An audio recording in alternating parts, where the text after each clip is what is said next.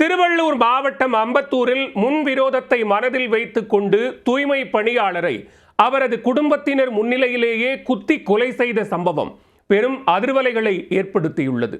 கொலையாளிகள் மீது போலீசார் கடுமையான நடவடிக்கை எடுப்பார்களா?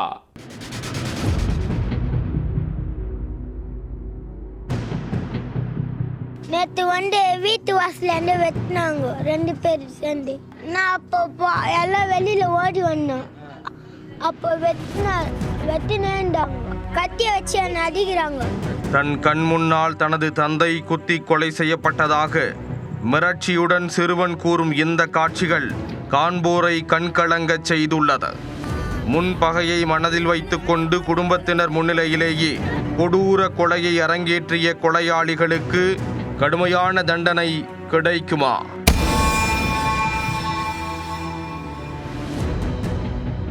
சென்னை அம்பத்தூர் காமராஜபுரம் நகர்ப்புற வாழ்விட மேம்பாட்டு வாரியத்திற்கு உட்பட்ட வஉசி தெருவைச் சேர்ந்தவர் அருணாச்சலம்.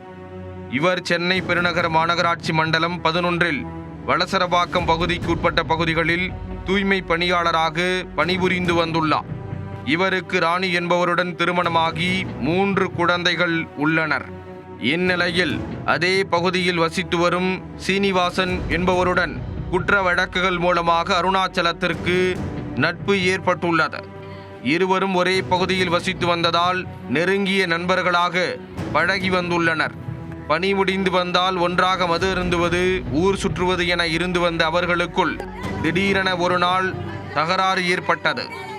சீனிவாசனின் மனைவியை போதையிலிருந்த அருணாச்சலம் தகாத வார்த்தைகளால் பேசியதாக கூறப்படுகிறது. அதற்கு பதிலடியாக சீனிவாசன் அருணாச்சலத்தின் தாய் மற்றும் குடும்பத்தினரை தகாத வார்த்தைகளால் திட்டி கொலை மிரட்டல் விடுத்ததாக தெரிகிறது. இதனால் இருவருக்கும் இடையே பிரிவு ஏற்பட்டு பகை இருந்து வந்தது. சம்பவத்தன்று இரவு 10 மணிக்கு அருணாச்சலம் தனது வீட்டில் குடும்பத்துடன் உணவருந்திக் கொண்டிருந்தார். அப்போது செல்போனில் தொடர்பு கொண்ட சீனிவாசன் வீட்டில் இருந்து வெளியே வரும்படி கூறியிருக்கிறார்.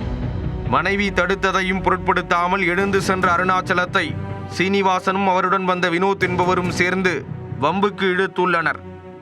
அப்போது இருவருக்கும் இடையே வாய்த்தகராறு முற்றியதில் சீனிவாசனும் வினோத்தும் மறைத்து வைத்திருந்த பட்டாக்கத்தியால் அருணாச்சலத்தின் அடிவயிற்றில் பலமாக குத்தி உள்ளனர்.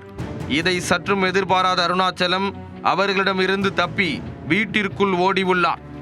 எனினும் விடாத சீனிவாசன், வினோத் ஆகியோர் அருணாச்சலத்தை துரத்தி சென்று மனைவி, குழந்தைகள் கண்முன்னே சரமாரியாக குத்திவிட்டு தப்பி ஓடி உள்ளனர்.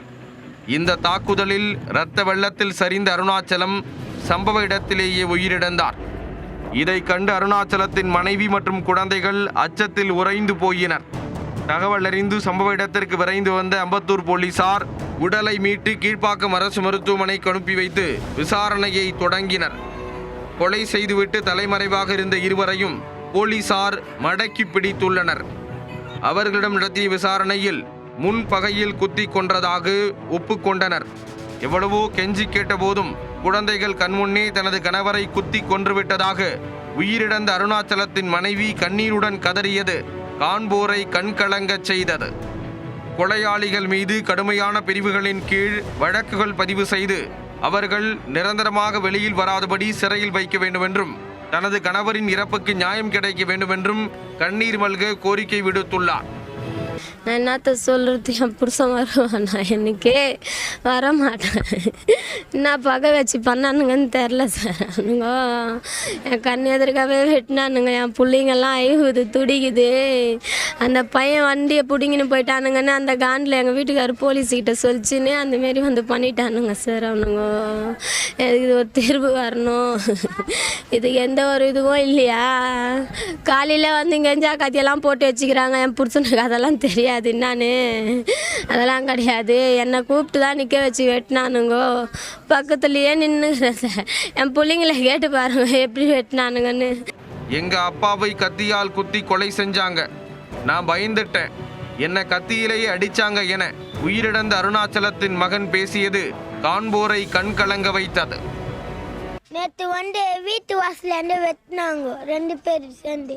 நான் அப்போ எல்லாம் வெளியில ஓடி வந்தேன்.